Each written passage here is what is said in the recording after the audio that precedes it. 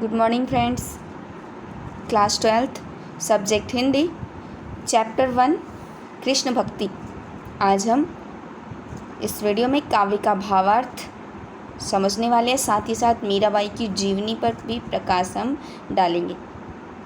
Okay, तो chapter 1 जो आज हम पढ़ने वाले हैं कृष्ण भक्ति, जिसकी कवित्री मीराबाई हैं। सबसे पहले मीराबाई की जीवनी की ओर प्रकाश हम डालेंगे, उसके बाद काव्य का भावार्थ समझेंगे।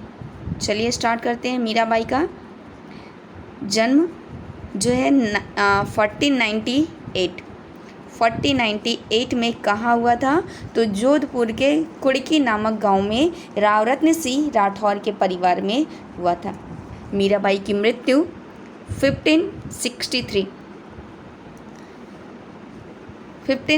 ईस्वी में मीराबाई की मृत्यु हुई। मीराबाई का विवाह मेवाड़ के महाराणा सांगा के कुंवर भोजराज से हुआ था। विवाह के कुछ साल बाद ही सबसे पहले इनके पति का, फिर पिता और एक युद्ध के दौरान ससुर का देहांत हो गया। पति की मृत्यु के बाद उन्होंने अपना अधिकांश समय अब श्री कृष्ण भक्ति और साधु संतों के सत्संग में बिताना शुरू कर दिया। इस प्रकार भौतिक जीवन से निराश मीरा अब अपना घर बार त्याग देती हैं और वृंदावन में डेरा डाल पूरी तरह श्री कृष्ण भक्ति भाव में लीन हो जाती हैं। जीवन के उत्तरार्ध में उनका द्वारिका में ही स्वर्गवास हुआ।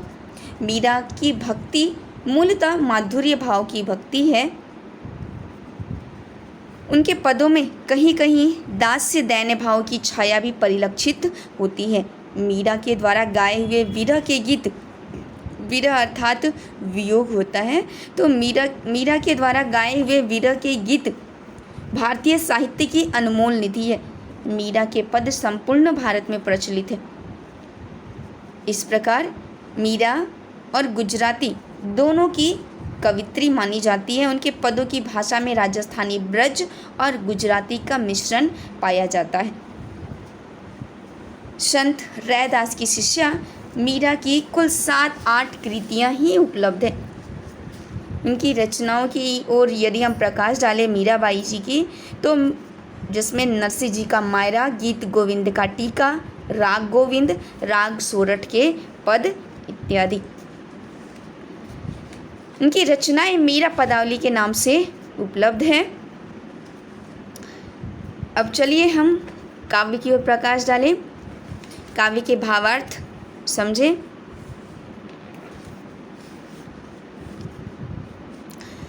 प्रथम पद जो हम मीराबाई का यहाँ भावार्थ देखने वाले हैं, प्रथम पद में मीराबाई के मनोभाव का यहाँ बहुत ही सटीक चित्रण किया गया है। कृष्ण के वियोग में तड़पती मीरा के मनोभाव का यहाँ सटीक वर्णन किया गया है। मीराबाई श्री कृष्ण के वियोग में उन्हें कुछ भी अच्छा नहीं लगता।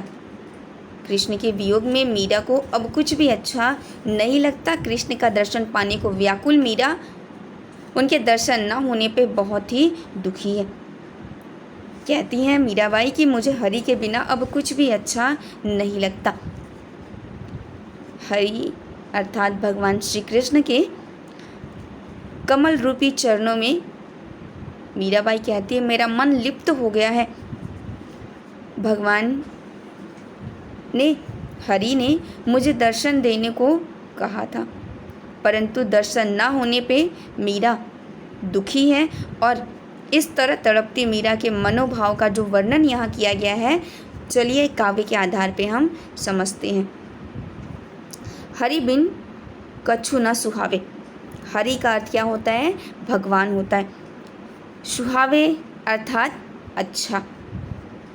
तो कहती है मीराबाई कि मुझे हरि के बिना अब कुछ भी अच्छा नहीं लगता।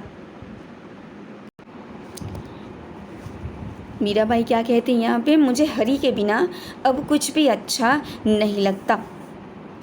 परम स्नेही राम की नीति परम स्नेही राम की नीति ओलूरी आवे। यहाँ पर परम का अर्थ होता है अत्यंत, स्नेही अर्थात स्नेह करने वाले, और यहाँ राम के रूप में किसे संबोधित किया गया है? कृष्ण जी को। ओलूरी अर्थात होता है माफिक या फिर अनुकूल, नीति अर्थात नित्य। तो मीराबाई कहती हैं यहाँ पे कि मेरे राम परम स्नेही हैं अर्थात स्नेह करने वाले हैं। मेरे राम मुझे अनुकूल लगते हैं, वो ही मुझे भाते हैं। अब तो हरि के बिना मुझे कुछ भी अच्छा नहीं लगता।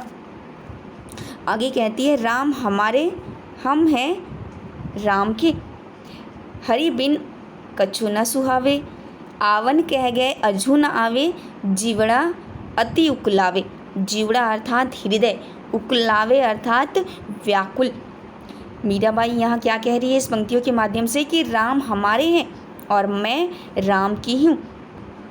अब हरि के बिना मुझे कुछ भी अच्छा नहीं लगता। भगवान कृष्ण के अर्थात हरि के दर्शन ना होने पे मीरा दुखी है और उनके बिना उनको कुछ भी अच्छा नहीं लगता। कहती आगे कि आवन कह गए अजू न आवे। उन्होंने दर्शन देने को कहा था, आने को वो कह गए थे, परंतु वो अब तक नहीं आए। अजू न आए अर्थात अब तक नहीं आए। इसलिए मीराबाई कहती कि मेरा जीवड़ा अर्थात हृदय अत्यंत व्याकुल हो रहा है। मेरा जीवड़ा अत्यंत व्याकुल हो गया। तुम दर्शन की आस रमैया, कब हरि दरस दिलावे। आगे कहती है मीराबाई कि तुम दर्शन की आस रमैया अर्थात तुम्हारे दर्शन की आस है मुझे। हे प्रभु मुझे आपके दर्शन की आस है, आप कब मुझे दर्शन देंगे? आपके चरण रूपी कमलों में। यहाँ पे ये जो चरण कमल की लगनी लगी नित यहाँ पे जो पंक्ति है, यहाँ पे चरण कमल में समास है। और कौन सा समास है? कर्मधारय समास है। अर्थात चरण कमल का विग्रह करेंगे तो क्या हो जाएगा? कमल के समान चरण। तो भगवान अर्थात श्री कृष्ण हरि के चरणों की उन्होंने यहाँ बात कही है कि आपके कमल रूपी चरणों में मेरा मन लिप्त हो गया है। आपके दर्शन न होने से मैं अत्यंत दुखी हूँ।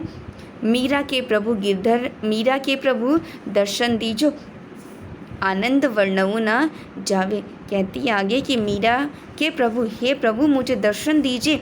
आपके दर्शन से मुझे जो आनंद, जो सुख की अनुभूति होगी, वर्णऊ अर्थात वर्णन होता है, वर्णऊ अर्थात वर्णन, मुझे जो आनंद की प्राप्ति होगी उसका वर्णन नहीं किया जा सकता।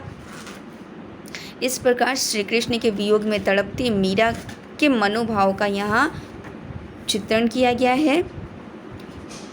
क्या कहती है मीराबाई इस पद के माध्यम से कि मुझे हरि के बिना कुछ भी अच्छा नहीं लगता।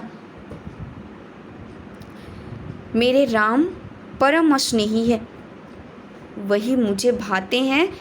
अब तो हरि के बिना मुझे कुछ भी अच्छा नहीं लगता। आगे मीराबाई कहती है कि राम हमारे हैं और हम राम के हैं। हरि के बिन, अब हरि के बिना कुछ भी अच्छा नहीं लगता।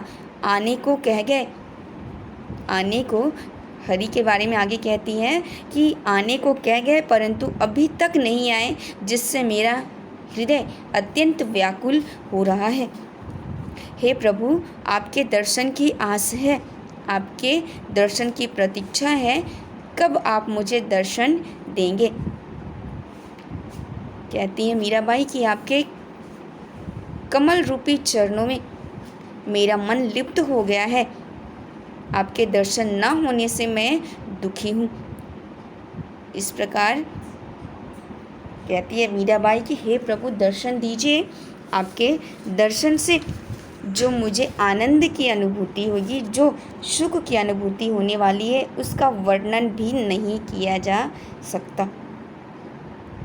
ओके, सेकंड पद का भावार्थ हम नेक्स्ट वीडियो में देखने वाले हैं।